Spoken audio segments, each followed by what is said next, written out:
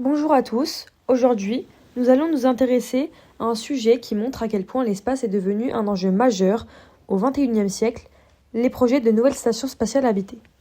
Derrière ces projets, on ne trouve pas seulement des astronautes ou des scientifiques, mais aussi des États, des entreprises privées et même de nouveaux acteurs économiques.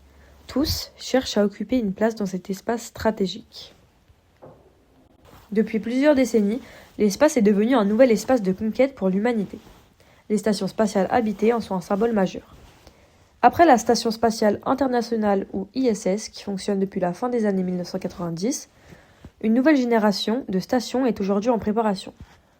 Mais pourquoi autant d'acteurs souhaitent-ils construire de nouvelles stations spatiales et quels sont leurs objectifs ? Tout d'abord, il faut comprendre que l'ISS arrive progressivement en fin de vie. Elle devrait être retirée du service au début des années 2030. Les agences spatiales et les entreprises cherchent donc déjà à préparer la suite afin de maintenir une présence humaine dans l'espace. L'un des objectifs principaux est de continuer la recherche scientifique en microgravité. Dans l'espace, les scientifiques peuvent réaliser des expériences impossibles sur Terre, notamment dans les domaines de la médecine, de la physique ou encore des matériaux. Les stations spatiales servent donc de laboratoires scientifiques uniques. Cependant, les acteurs impliqués dans ces nouveaux projets ne sont plus seulement des États. Depuis quelques années, des entreprises privées jouent un rôle de plus en plus important dans l'exploration spatiale. Par exemple, la société humaine Axiom Space développe un projet de station spatiale commerciale. Son premier module devrait être attaché à l'ISS avant de devenir une station indépendante. L'objectif est de permettre à des chercheurs, des entreprises ou même des touristes de séjourner dans l'espace.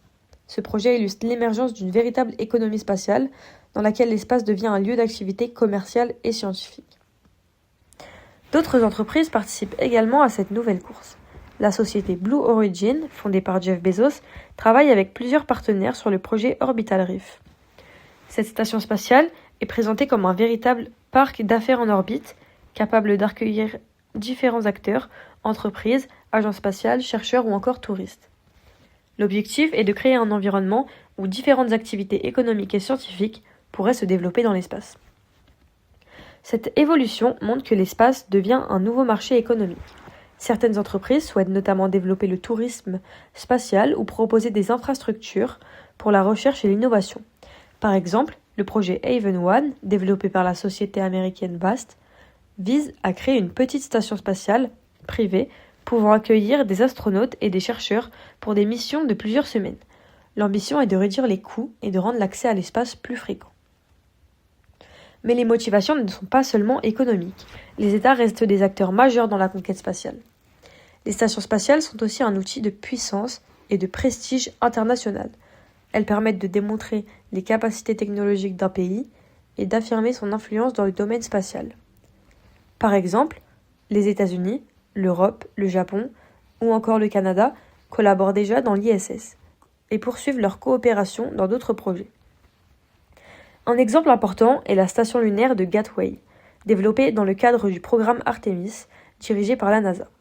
Cette station devrait être placée en orbite autour de la Lune et servir de base pour préparer les futures missions vers la surface lunaire et, à plus long terme, vers Mars. L'objectif est donc d'utiliser les stations spatiales comme des étapes dans l'exploration du système solaire. Enfin, ces projets répondent aussi à un enjeu stratégique, maintenir une présence humaine permanente dans l'espace. Depuis l'an 2000, il y a toujours eu des astronautes en orbite autour de la Terre grâce à l'ISS.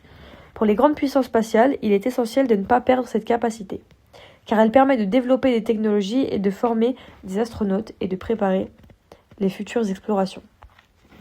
Pour conclure, les projets de nouvelles stations spatiales habitées répondent à plusieurs motivations. Les États cherchent à affirmer leur puissance et à préparer l'exploration future de la Lune ou de Mars. Les entreprises privées, quant à elles, voient dans l'espace un nouveau marché économique et scientifique. Ensemble, ces acteurs participent à l'ouverture d'une nouvelle phase de la conquête spatiale, dans laquelle l'espace devient à la fois un laboratoire scientifique, un terrain de coopération internationale et un espace d'activité économique.